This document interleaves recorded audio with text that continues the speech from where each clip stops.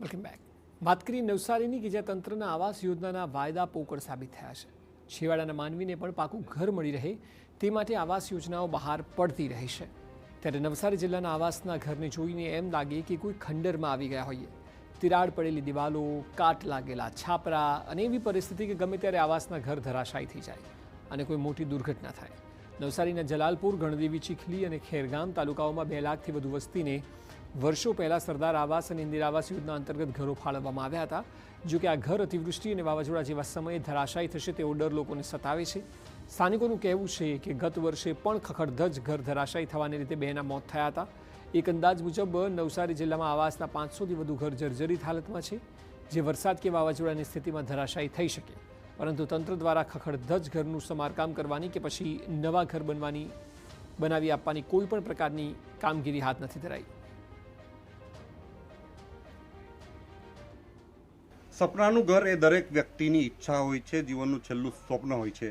એ જ રીતે રાજ્ય સરકાર દ્વારા હળપતિ ગૃહ નિર્માણ યોજના અંતર્ગત નવસારી જિલ્લામાં ઘરો બનાવવામાં આવ્યા છે, પરંતુ વર્ષો વીતી જવા છતાં રિપેરિંગ કામકાજ નથી થયું, જેના કારણે જાનહાનિઓ પણ થઈ છે। દ્રશ્યો દેખાઈ રહ્યા છે, આ સરઈ ગામના દ્રશ્યો છે।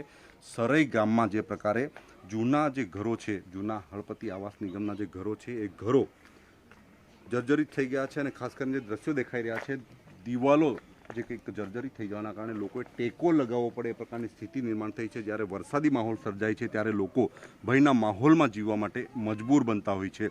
આપણી સાથે આ વિસ્તારના કેટલાક લોકો છે, યુવાનો છે, એમની સાથે વાત કરીશું।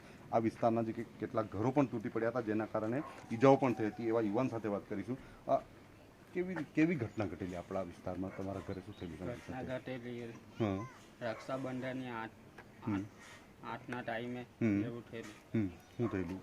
એ દિવાલ પલ્લી બાજુવાળી દિવાલ પલ્લી એટલે આખો દબાઈ ગયેલું। તું દબાઈ ગયેલું? હા। કોને કોને વાગેલું? વાગેલું 3 જણને। 3 જણને વાગેલું, પછી હોસ્પિટલ લઈ ગઈ। હોસ્પિટલ લઈ ગયેલા? ઓકે, બીજા કેટલાક લોકો સાથે વાત કરીશું। શું પરિસ્થિતિ છે આપણો જે મોહલ્લો છે એમાં ઘરોની શું સ્થિતિ છે? આ ગામમાં તો વધારે કામે નથી થતું। આપણે અત્યારે ઘર તમે જુઓ તો એકદમ તૂટીને નવરા થઈ જવાના, અને આ ચોમાસાના ટાઈમે પડી હો જાય એવું જ કામ છે। એટલા વર્ષોથી કામે જ નથી થતું સર। બરાબર છે। એક યુવાન તરીકે શું અપેક્ષા રાખો છો સરકાર પાસે? ગારા લાવે તો હાર જેની સુધી। કેટલા ઘરો છે અને કેવી સ્થિતિ છે? ઘર બધા અઢારે તૂટેલા જેવા જ છે। બરાબર। તો ખાસ કરીને જે પ્રકારની સ્થિતિ છે એમાં હળપતિ ગૃહ નિર્માણ દ્વારા ઘરો બનાવવામાં આવ્યા છે, પરંતુ એની હાલત જર્જરિત હાલતમાં આવી ગઈ છે અને લોકો એ ઘરોમાં ભયના માહોલમાં જીવવા માટે મજબૂર બને છે। નજીકમાં ચોમાસું આવી રહ્યો છે, વાવાઝોડાની અસર હોય છે, વધુ પડતો વરસાદ પડે છે, તેવા સમયે કોઈ અનિચ્છનીય ઘટના ન ઘટે એને ધ્યાનમાં રાખીને વહેલી તકે તંત્ર દ્વારા ઘરો રિપેર કરવાની કામગીરી કરવામાં આવે એવી અપેક્ષા લોકો રાખી રહ્યા છે। નહીં તો મોટી દુર્ઘટના ઘટશે, એના માટે જવાબદાર કોણ એ મોટો સવાલ ઊભો થયો છે। નીરજ ગામી, TV9 નવસારી। આ તરફ નવસારીમાં આજે શાંતાદેવી રોડ પર આવાસનો સ્લેબ પડવાથી આધેડનું મોત નીપજ્યું છે। તેમ છતાં નવસારીના જિલ્લા પ્રમુખ આવાસનું સમારકામ કરવાના અને નવા આવાસ બનાવવાના વાયદા આપતા નજરે પડ્યા છે।